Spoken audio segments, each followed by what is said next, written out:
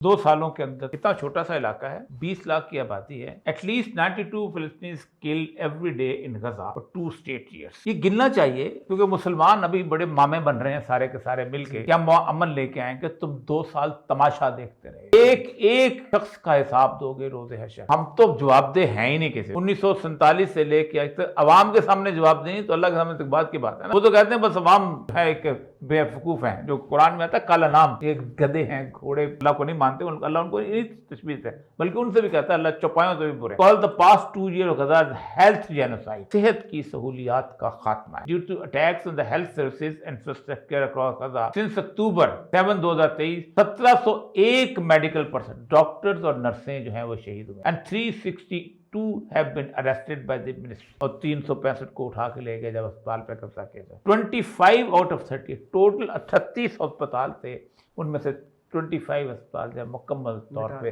زمین بوس کر دیے گئے. The remaining 13 hospitals are partially operating. The ministry also reported that 55% of the medicines are currently out of the stock. 60% of the medical supplies are out of the stock. یعنی 66% وہ ہیں. اور اہم ترین بات یہ ہے کہ 18,000 پیشنٹ ٹریٹمنٹ چاہیے تھی, 12 باہر جا کے مصر میں لے دیتے بستروں کے وغیرہ ہیں. ان میں سے وہ کہتے ہیں کہ 5,580 بچے تھے جو ٹریٹمنٹ نہ ملنے کی وجہ سے وہ مر گئے بیچارے.